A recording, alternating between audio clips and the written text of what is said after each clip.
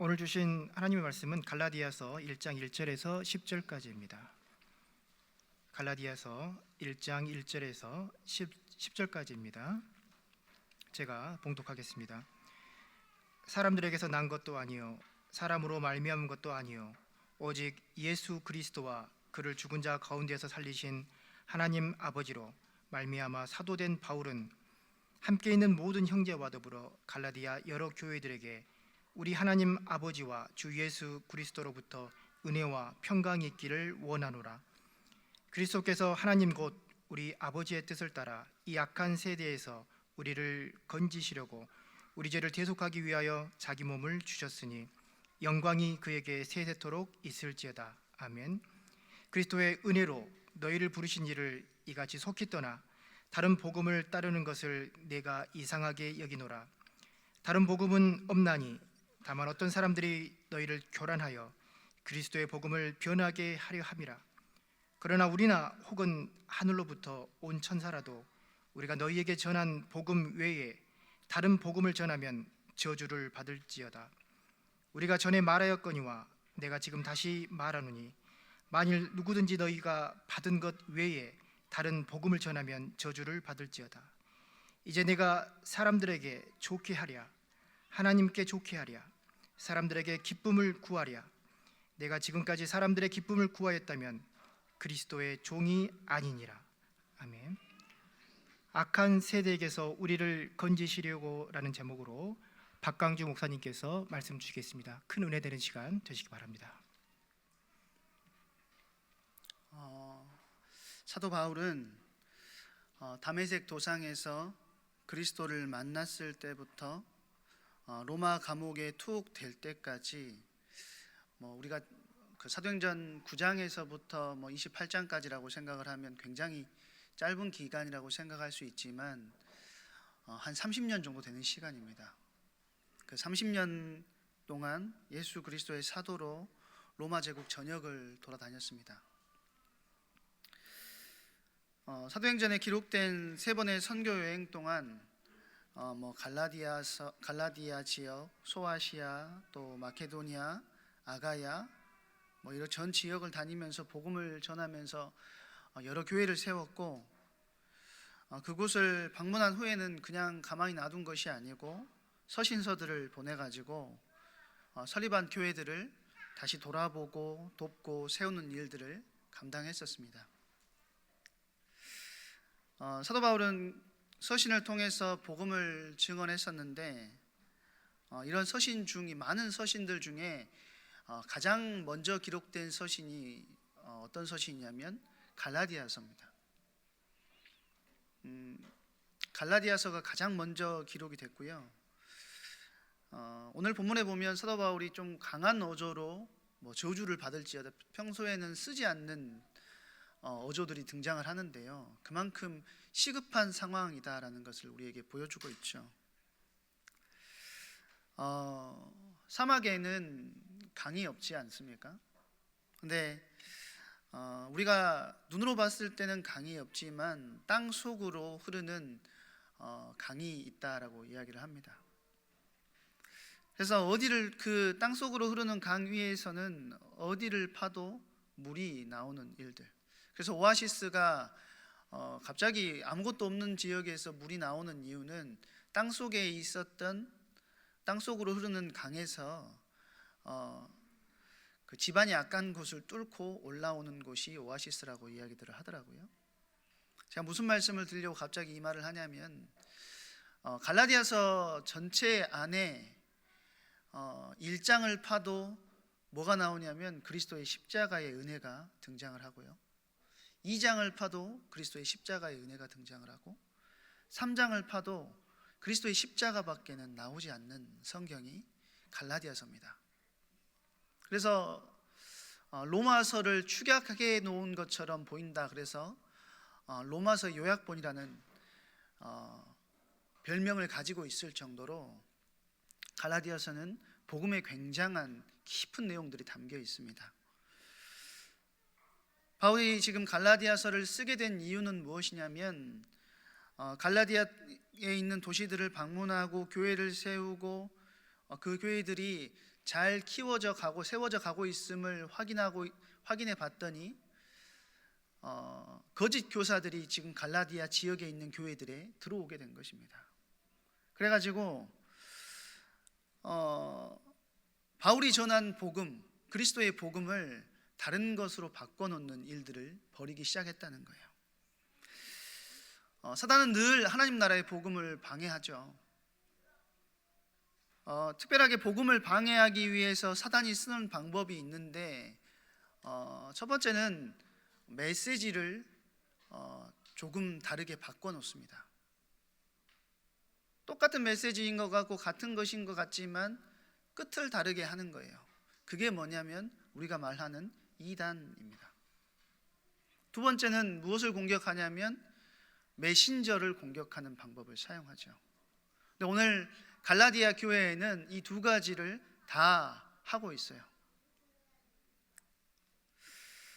오직 믿음, 오직 은혜로 의롭게 된다는 복음을 반박하고 지금 거짓 교사들이 뭐를 이야기하냐면 그리스도를 믿는 것 이상의 것이 필요하다, 그렇게 이야기를 하고 있는 겁니다. 그리스도를 믿었지만 너희가 할례도 받아야 되고 그리스도를 믿었지만 모세의 율법도 다 지켜야 너희가 구원받을 수 있어 라고 이야기를 하고 있었다는 것이죠. 그러니까 교회 안에 다른 복음을 전하고 있었다는 겁니다.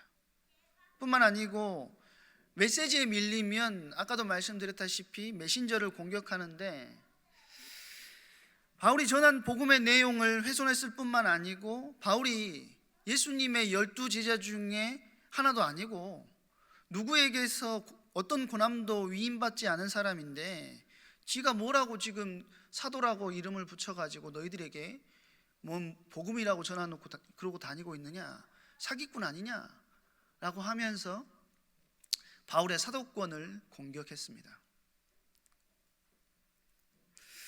이 시대도 동일한 것 같습니다. 메시지를 흐리게 하거나 메신저를 공격하거나 어떤 메신저의 어떤 모습을 손가락질하면서 정작 들어야 할 말씀을 놓치게 만드는 것이 사단의 방법이라는 거예요. 저도 지금은 하나님의 은혜로 이렇게 앞에 서서 말씀을 전하는 메신저의 사역을 감당하고 있지만 언제나 메신저였던 것은 아니겠죠. 대학생 때 그런 기억이 납니다. 이제 그 말씀을 듣기 전에 먼저 예배 자리에 나가가지고 앉아 있는데 대학생 후배들이 목사님 욕을 하는 내용을 이제 듣게 됐어요.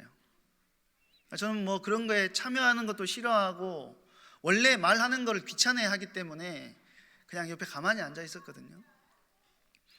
네, 한 5분 듣고 있으니까 이제 너무 정도가 심해지는 거죠. 그래서 그 친구들한테 후배니까 이야기를 했습니다. 말씀 들으러 왔으니까 헛소리 하지 말고 말씀에 집중해라. 너네한테 도움될 게 있겠냐.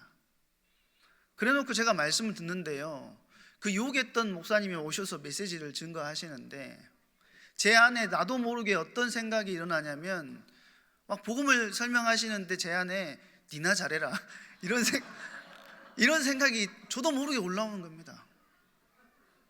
니나 잘해라.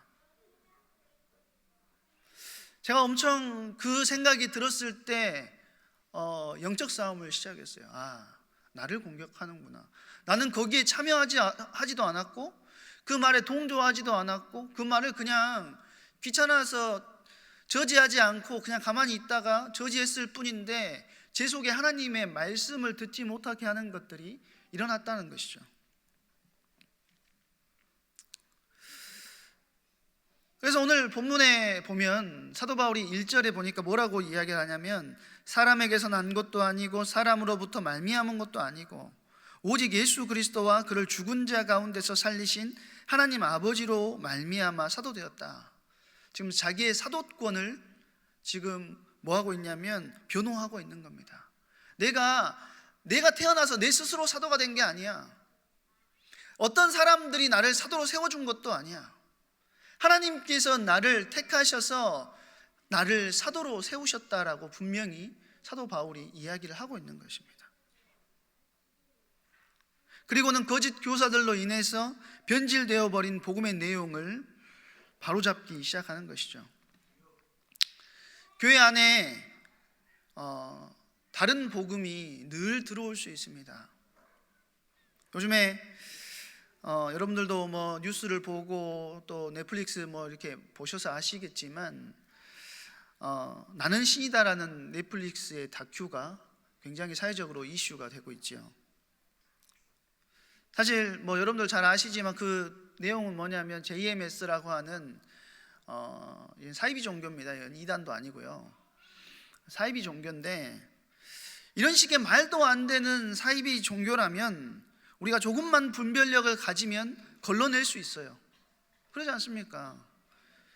그런데 사단은 분별력이 없는 사람들을 공격하기도 하지만 아주 비슷한 것을 가지고 우리를 공격하기도 하는데, 그 아주 비슷한 것을 가지고 우리를 공격할 때 우리가 넘어지기 쉽다라는 것입니다. 전도 현장에 가서 복음을 전하다 보면 그런 사람들을 꼭 만납니다. 특히 어르신들 중에 그런 사람들을 만나요. 예수님께서 당신 죄를 위해서 십자가에 달려서 죽으셨다. 그래서 예수 그리스도를 믿으면 당신 모든 문제를, 모든 죄 문제, 저주의 문제, 재앙의 문제 해결받을 수 있다라고 하면 그분들이 뭐라고 이야기하냐면, 내가 미안해가지고, 내가 한 것이 없는데 어찌 미안해가지고 어떻게 내가 하나님의 자녀가 된답니까? 내가 쪼까 해놓고 교회도 가고 갈랍니다. 그런 분들이 실제로 있습니다. 특히 어르신들 분들 중에 많아요. 근데 오늘 6절에 보면 갈라디아인들이 다른 복음을 따르기 시작했다라고 말을 하고, 7절에 보면 다른 복음은 없는데 다만 어떤 사람들이 너희를 교란해서 그리스도의 복음을 변하게 하려 한다라고 이야기를 하죠. 지금 거짓 교사들이 그리스도께서 십자가에서 죽으시고 우리에게 베푸신 은혜를 가치 없는 것으로 만들어 버렸다는 거예요. 최고의 가치를 가치 없는 것으로 만들어 버렸다는 것입니다. 은혜나 복음의 특징이 세 가지가 있는데요. 은혜나 복은 위로부터 오는 것입니다. 하나님이 주시는 것이고, 두 번째는 나 같은 죄인, 자격 없는 자에게 주시는 것이 은혜이고 복입니다. 자격 있는 자에게 주어지는 것은 은혜나 복이 아니고 상일 뿐이죠. 자격 없는 자에게 주어지는 것이기 때문에 은혜인 것입니다. 그리고 은혜나 복은 값없이 주어지는 것이 은혜고 구약이 말하는 복입니다. 그래서 우리는 은혜 때문에 구원을 받고 우리에게 은혜라는 형식으로 구원이 우리 가운데 임하게 되었습니다. 그런데 많은 율법주의자들, 그리고 많은 복음을 방해하는 자들은 이 은혜를 싫어한다는 거예요. 은혜의 반대말이 무엇이냐면, 아까 이성현 목사님이 찬양 인도하실 때 말씀하셨던 것처럼 은혜의 반대말은 공로입니다. 공로. 하나님이 아니라 나라는 뜻이에요.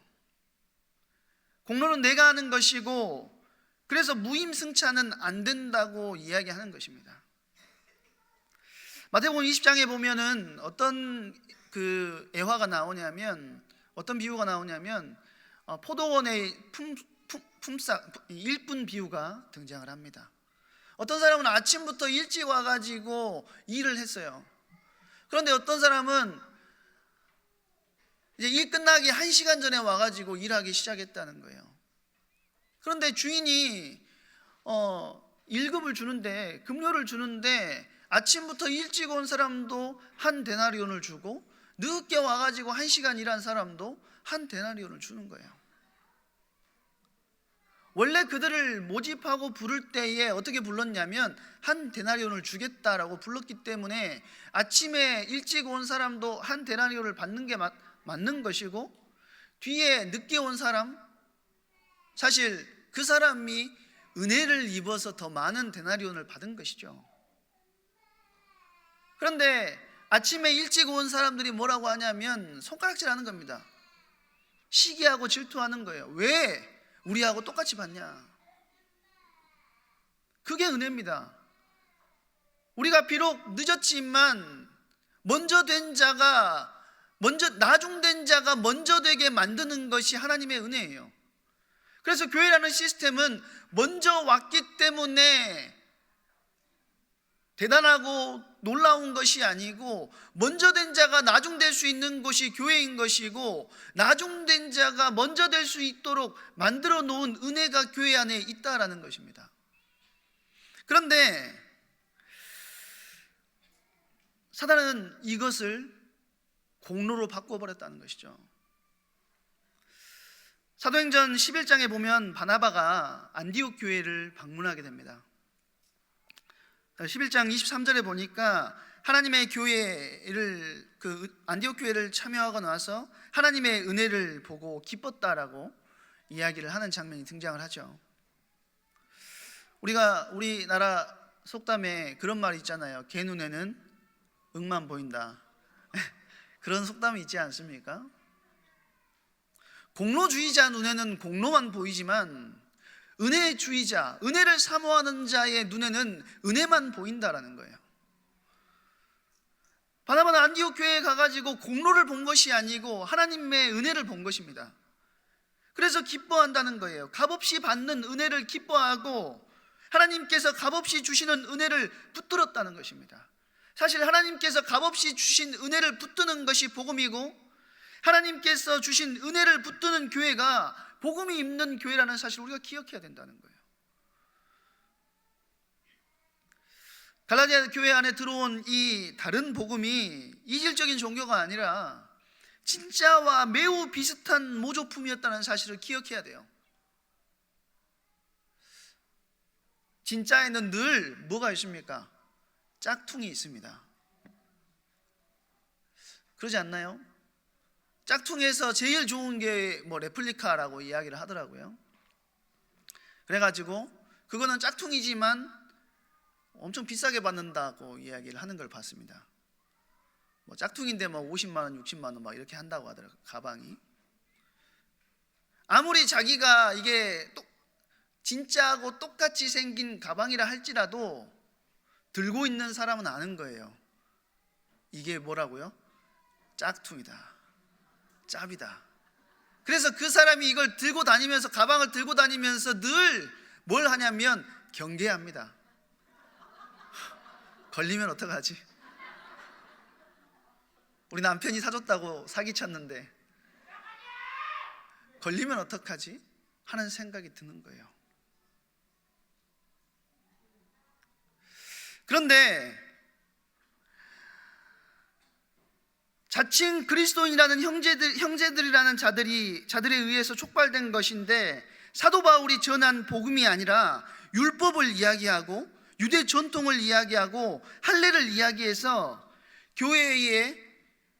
교회들이 변질되는, 갈라디아 교회들이 변질되는 일들이 벌어지기 시작했다라는 것입니다.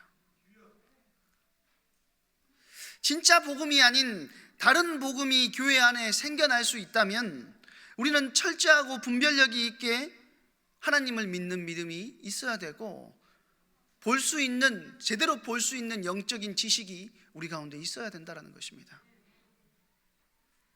그래서 고린도전서 14장 20절에 보니까 뭐라고 이야기하냐면, 형제들아, 지혜에는 아이가 되지 말고 악에는 어린아이가 되라. 지혜에는 장성한 사람이 되라 라고 이야기를 해요. 우리가 늘 복음을 묵상하고 하나님의 말씀을 가까이 하면서 하나님을 아는 지식이 우리가 더욱더 세워질 때, 사단이 우리를 공격하는 가짜 복음에 넘어지지 않는 은혜를 우리가 누릴 수 있게 된다는 것이겠죠. 그렇다면 바울이 말한 복음이 무엇입니까? 그리고 또 성경이 말하는 복음이 무엇입니까? 복음이 뭐냐? 복음이 뭔가요? 라고 물어보면 뭐라고 대답해야 될지 고민하시는 분들이 이 자리에도 있을 수도 있습니다. 근데 오늘 본문에 복음의 핵심이 등장을 해요. 그 복음의 핵심이 뭐냐면 갈라디아서 1장 4절의 내용입니다. 제가 한번 읽어드릴게요. 그리스도께서 하나님 곧 우리 아버지의 뜻을 따라 이 악한 세대에서 우리를 건지시려고 우리 죄를 위하여 자기 몸을 드렸으니, 우리 죄를 위하여 자기 몸을 드렸으니, 그리스도께서 우리를 위해서 죽으셨다라는 것입니다. 그것이 복음입니다. 창세기 3장 문제, 하나님을 떠난 인간에게 들어온 죄와 저주와 재앙과 사망으로부터 우리를 구원하시기 위해서 예수님께서 자기의 몸을 포기하셨다라는 거예요. 자기의 몸을 포기하셨을 뿐만 아니고 하늘에 있는 모든 영광을 다 포기하시고 이 땅에 내려오셨습니다. 그리고 자기의 몸, 자기 생명을 우리에게 내어주셨다라는 것입니다. 그래서 우리 구원과 예수 그리스도의 고난 그리고 죽음은요, 깊이 연결되어 있다는 사실을 우리가 기억해야 됩니다. 그래서 로마서 5장 6절에 보니까 뭐라고 이야기를 하냐면, 우리가 아직 연약할 때에 기약대로 그리스도께서 경건치 않은 자를 위하여 죽으셨도다 라고 이야기를 하고 있죠. 경건치 않은 자를 위하여. 그래서 그리스도의 고난, 그리스도의 죽음 외에 아무리 감동적인 사랑, 또 긍휼과 자비와 진리의 가르침도, 그 어떤 공로도 그 자체로는 하나님을 떠난 우리 죄 문제를 해결할 수가 없다라는 것입니다. 우리가 다 아는 내용 아닙니까? 가장 중요한 진술이 뭐냐면 자기 몸을 드렸으니라는 구절인데요, 이사야서 53장 10절에 보니까 이거를 뭐라고 이야기를 하냐면, 여호와께서 그에게 상함을 받게 하시기를 원하사 질고를 당하게 하셨은즉 그의 영혼을 속건제물로 드리기에 이르면, 그러니까 예수 그리스도의 영혼을 하나님께서 속건제물로 받으셨다라는 것입니다. 속건제물이라는 것은 어떤 것이냐면요, 희생제물의 양이나 숫자나 규모가 중요한 것이 아닙니다. 속건제물에 있어서 제일 중요한 것은 뭐냐면 속죄제물의 가치가 제일 중요한 거예요. 고귀함, 보배로움에 초점을 맞추고 있다는 것이죠. 예수 그리스도께서 율법 앞에 죄가 없는, 흠이 없는 보배로운 어린 양으로 오셔서 자기 자신을 내어주심으로 인해서 우리가 하나님을 만나고 또 하나님을 섬길 수 있는 존재가 되었다라는 것입니다. 그래서 히브리서 9장 14절에 이렇게 이야기합니다. 제가 세 번역으로 한번 읽어드릴게요. 개역개정 성경을 읽었더니 뭔 말인지 잘 모르겠더라고요. 그래서 세 번역으로 찾아보니까 좀 이해가 쉽던데 제가 한번 읽어드릴게요. 하물며 영원한 성령을 힘입어 자기 몸을 흠없는 제물로 삼아 하나님께 바치신 그리스도의 피야말로 더욱더 우리들의 양심을 깨끗하게 해서 우리로 하여금 죽은 행실에서 떠나서 살아계신 하나님을 섬기게 하지 않겠습니까? 그리스도의 피로 말미암아서 우리 안에 그리스도를 섬길 수 있는 은혜를 우리 가운데 허락하신다는 것이죠. 우리로 하여금 죽음 행실에서 벗어나 살아있는 하나님을 섬길 수 있도록 하기 위해서 자기 몸을 내어주셨다는 거예요. 그래서 속죄는 오직 흠이 없으신 그리스도를 통해서만 가능한 것입니다. 그 그리스도의 피 흘리시고 죽으심의 앞에서만 하나님의 공의를 만족시킬 수 있고 속죄의 효과가 발생하게 된다는 것이죠. 그리스도께서 자신을 흠없는 거룩한 몸을 십자가에 드려야 이 조건이 발생하게 된다는 거예요. 그런데 예수님은 순종하셨고 그 하나님의 뜻을 이루셨다는 것이죠. 이렇게 그리스도께서 우리를 위하여, 나를 위하여 속건제물이 되어 죽으셨고, 두 번째는 우리를 이 세대, 이 악한 세대에서 우리를 건지시려고 우리를 위하여서 죽으셨다는 것입니다. 십자가에서 죽으신 그리스도께서, 그리스도의 죽음의 본질이 우리 죄를 대속하기 위함이라면 그 목적은 무엇이냐면 현재의 이 악한 세대에서 우리를 건지시려는 것입니다. 이걸 조금 더 정확하게 이야기를 하면 악한 세대라고 되어 있는데, 악한 자의 세대에서 우리를 건지시기 위하여서 하나님께서, 그리스도께서 우리를 위하여 죽으셨다라는 거예요. 악한 자가 누굽니까? 사단, 마귀라는 거예요.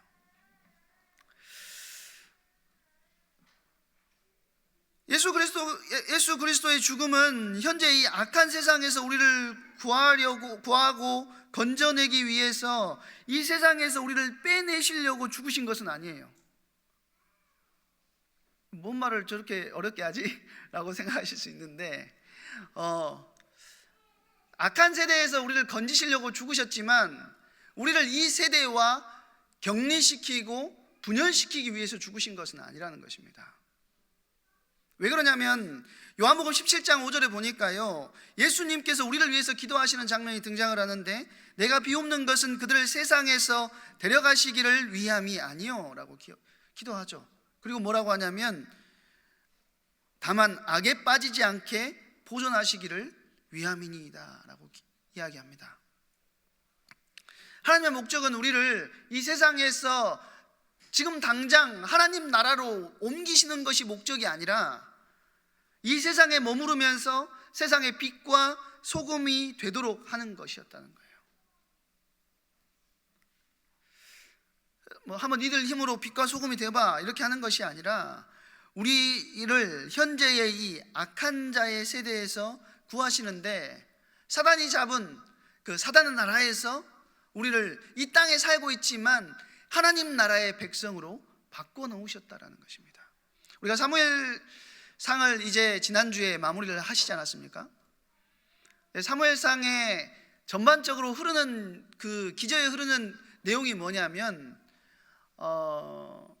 사울의 왕국은 쇠하여야 하겠고, 다윗의 왕국은, 다윗의 집안과 다윗의 왕국은 흥하여야 합니다. 그것이 사무엘상에 흘러가는 영적인 흐름이에요. 제가 무슨 말씀을 드리려고 이 말을 하냐면, 이 땅에도 그 세대가 존재한다는 거예요. 이 악한 세대가 무엇이냐면 그 사울의 나라, 사울의 왕국과 괴를 같이 하는 거예요. 그리고 예수 그리스도로 말미암아 이 땅에 임하게 된 하나님의 나라, 그것이 뭐죠? 다윗의 왕국과 괴를 같이 하는 것입니다. 지금 우리는 그 두 가지 나라가 함께 공존하는 과도기적 시대에 우리는 살아가고 있어요. 하나님 나라에 속한 하나님의 백성들이 어디 안에서, 세상 안에서 자유하게 하시기 위하여서 하나님 예수 그리스도께서 우리를 위해서 죽으셨다라는 것입니다. 방금 말씀드렸던 것처럼 성경은 역사를 이 세대와 앞으로 올 세대로 나눕니다. 이 세대는 사단의 나라이고, 앞으로 올 세대는 예수 그리스도의 재림으로 인하여서 우리 가운데 임하게 되는 하나님의 나라입니다. 신학적으로 이야기를 하면 예수 그리스도의 재림은 이미 이루어졌습니다. 이게 성령께서 임재하심을 통하여서 그리스도의 재림은 이미 이루어졌어요. 그런데 아직 무엇이 이루어지지 않았냐면, 최종적인 재림이 임하지 않았기 때문에 하나님 나라는 이미 우리에게 있지만 아직 우리에게 완성되지 않았다라고 이야기를 하는 것이죠. 그리스도인이 된다는 것은 자유를 얻는다는 것입니다. 어디에서부터 자유냐면 악한 세대에서의 자유인데, 골로새서 1장 13절에 보면 그가 우리를 흑암의 권세에서 건져내사 그의 사랑의 아들의 나라로 옮기셨느니, 이렇게 이야기합니다. 우리가 더 이상 악한 세대의 두려움과 죄책감과 분노와 비관주의와 이기심과 탐욕과 교만의 종이 아니라, 우리가 새롭게 올 하나님 나라의 능력을 맛본 존재들로 우리를 탈바꿈시키기 위해서, 예수님이 말씀하셨듯이 하나님의 나라가 우리 가운데 이미 임했다라고 이야기를 하시죠. 우리는 이 땅에 살고 있지만 더 이상 사단의 나라에 속한 존재가 아니라 이 땅에 살고 있지만 하나님의 나라에 속한 존재로 살아갈 수 있도록 하시기 위해서 그리스도께서 십자가에 달려 죽으셨다라는 것입니다. 제가 갈라디아서 1장 1절에서 10절을 묵상하면서 너무 좋아가지고 이제 주보할 때 이제 빨리 보내달라 그래서 보내드렸는데 이걸 이제 여러분 앞에서 하려고 하니까 자꾸 신학적인 내용들이 너무 깊어가지고 걱정이 많이 됐습니다, 사실.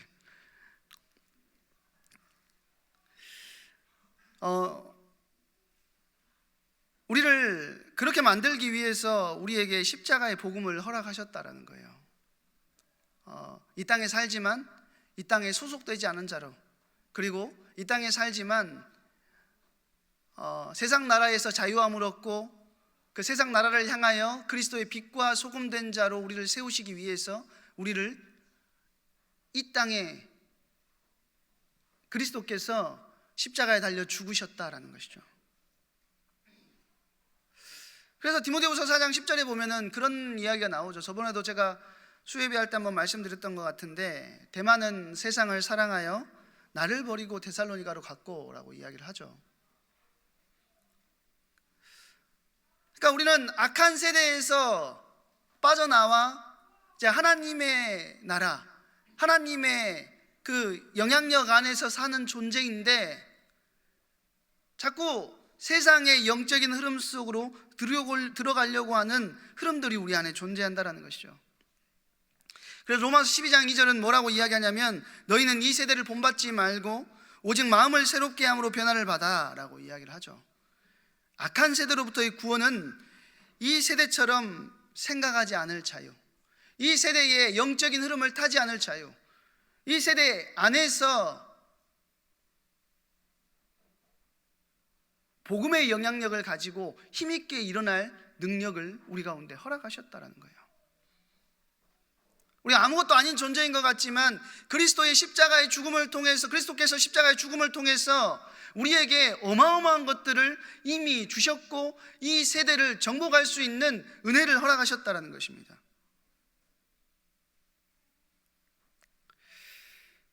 갈라디아서 5장 1절에 뭐라고 이야기를 하냐면, 그리스도께서 우리를 자유롭게 하시려고 자유를 주셨으니 그러므로 굳건하게 서서 다시는 종의 멍에를 매지 말라. 세상 따라가지 말라는 거예요. 세상의 흐름 따라가지 말라는 거예요. 예수 그리스도는 율법의 저주에서 구원하시기 위해 죽으셨고, 세상 나라의 가치관, 세상 나라의 방법, 방식에서 우리를 자유롭게 하시기 위해서 죽으셨다라는 것입니다. 그래서 우리에게 제일 중요한 것은 무엇이냐면 말씀에 복종하는 것이고 그리스도의 복음의 능력 앞에 우리를 내어놓는 것이라는 거예요. 사단은 늘 우리의 복음을 빼앗아 가려고 하고 메시지를 변질시키고 말씀 사역자들을 깎아내리는 일을 합니다. 하나님의 말씀을 말씀으로 듣지 못하게 하고 성령의 역사를 인정하지 못하게 만들어요. 그래서 우리에게 무엇이 늘 있어야 되냐면 복음의 능력을 가지고 있어야 하고, 은혜로 주신 복음을 은혜로 전달하는 자리에 우리가 들어갈 때에 이것을 더 깊이 누릴 수 있게 된다는 것입니다. 여호수아서 1장에 보면 하나님께서 여호수아에게 뭐라고 계속 말씀하시냐면 강하고 극히 담대하라 라고 이야기를 하시죠. 강하다, 우리가 무장되어 있어야 된다라고 생각을 합니다. 무기를 많이 갖추고 있어야 되고 엄청난 능력을 가지고 있는 것이 우리는 강하다라고 생각을 해요. 이 강하다라는 단어가 히브리어로 어떤 단어를 쓰였냐면 하자크라는 단어인데요, 이 단어가 어떤 뜻이냐면 붙어 있다라는 뜻입니다.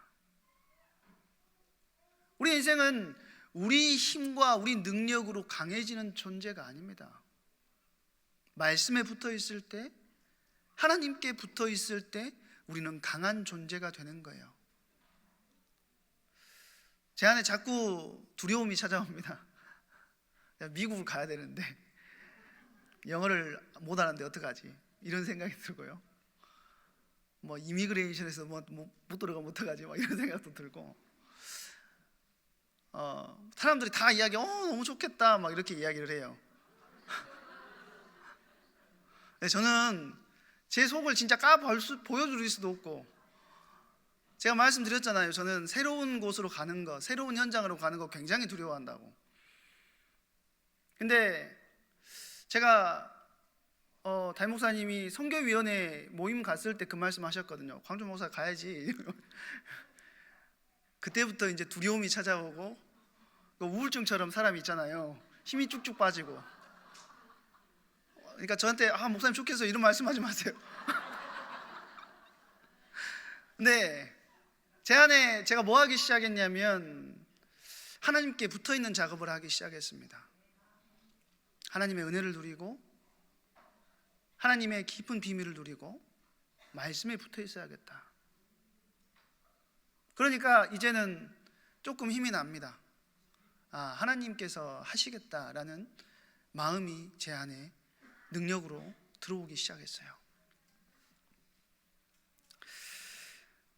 제임스 보이스라는 목사님이 이런 예를 들었습니다. 기차와 역마차에 관한 이야기인데, 한밤중에 건널목으로 역마차가 막 달려오는 거예요. 근데 이제 그 건널목에는 항상 뭐가 있냐면 신호수가 있지 않습니까? 근데 역마차가 달려오는 그 와중에 더 빠른 속도로 뭐가 달려오고 있었냐면 기차가 더 빠른 속도로 달려오고 있는 거예요. 그러니까 이제 그 신호수가 등을 막 흔들면서 저녁이니까 오지 말라고 지금 역마차에게 이야기를 하는 것이죠. 그런데 이 마차는 그것을 무시하고 계속 와가지고 결국에는 기차와 부딪히게 되고 그 안에 있는 모든 사람들이 다 죽게 되었습니다.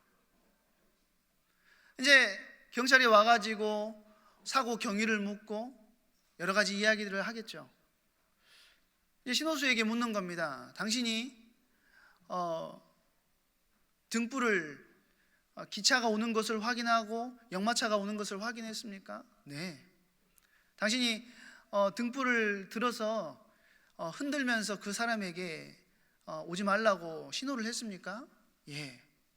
그래가지고 결론이 어떻게 났냐면 역마차의 마부가 부주의해서 이 사고가 났다라고 결론이 났습니다. 근데 시간이 흘러가지고 이제 신호수가 죽게 되었는데 자기 이제 장례식 이제 그 임종의 자리에 모여 있는 사람들에게 이야기를 하는 거예요. 그때 수사관이 나에게 묻지 않은 게 있다.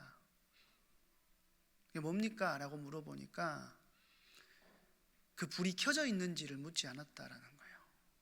등을 흔들었는데 꺼져 있는 등을 흔든 것입니다. 하나님께서 우리에게 복음을 허락하셨어요. 최고의 귀하고 가치 있는 이 세상을, 이 어두움의 세상 가운데 교회들이 무너져가고 있고 교회들이 빛을 비추지 못하고 있는 이 세상 가운데 정확한 복음, 완전한 복음을 우리 가운데 허락하셨다라는 것입니다. 중요한 것은 무엇입니까? 등불을 밝히 비추는 작업이 우리 가운데 있어야 된다는 거예요. 오늘 주보의 표지에 보니까 주보 표지가 등불을 말 아래 두는 것이 아니고 등경 위에 둔다고 그렇게 그 성경 구절이 주보 표지에 나와 있더라고요.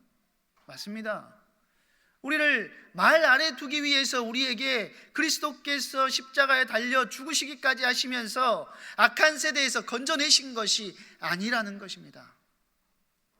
우리를 통하여 창세기 12장에 나와 있는 그리스도의 복음의 능력을 증언하고 나타내는 일에 쓰시기 위하여서 하나님께서 우리를 빛과 소금으로 세우시기 위하여서 우리를 먼저 복음을 허락하셨다라는 거예요. 그렇다면 우리가 어떤 자리에 있어야 되겠습니까? 그건 너무 중요한 것입니다. 빛을 비춰야 될 교회가 이 빛이 어떤 것인지 알지 못하면 갈라디아 교회와 같이 잘못된 것을 따라 흔들리게 되는 것입니다. 빛을 비추어야 하는데 오히려 빛이 없는 등불만 흔들고 있다면 앞선 예시와 마찬가지로 결국에는 사고가 나서 죽게 되는 일들을 벌이는 자가 된다는 거예요. 나에게 은혜로 허락된 십자가의 복음이 나의 죄 문제를 해결하셨을 뿐만 아니고 우리를 악한 세대에서 자유롭게 만드셨습니다. 이제 우리가 이 원색적인 복음을 증언하는 복의 통로로서의 사명을 감당해 나가야 되겠습니다. 특별하게 이제 삼천제자학교가 얼마 남지 않았습니다. 여러분들 뭐 해봐도 똑같더라. 특히 제가 이제 3단계 계속 했었는데 3단계에 계신 분들이요, 이제 마음의 평안함을 누리고 이제 4단계로 올라갈 가능성은 없다. 뭐 2명이 뭐 교회화 돼야 되고 막 이런 거 있잖아요. 그러니까 마음의 평화를 누리고 이제 뭐 도전 안 하시고 막 이러시던데, 변하지 않는 것처럼 보이지만 하나님께서 우리가 받고 있는 이 훈련들을 그냥 버리지 않으신다는 사실을 기억해야 됩니다. 나는 그냥 이 시간이 흘러간다라고 생각하지만 그것은 하나님 앞에서 쌓여가고 있는 것입니다. 여러분의 시간을 투자하셔서 삼천제자학교의 응답을 누리시고 현장을 향한 빛과 소금의 사명을 감당하는 응답의 주역으로 서시기를 바랍니다. 한번 기도하도록 하겠습니다. 사랑과 은혜가 많으신 하나님 아버지, 감사를 드립니다. 하나님, 우리에게 허락하신 이 빛과 소금의 사명을 우리가 감당할 수 있도록 오늘도 복음으로 깊이 묵상되어지는 이 그리스도의 복음을 깊이 누리는 응답의 주역으로 설 수 있도록 성령으로 역사하시고 인도하여 주시옵소서.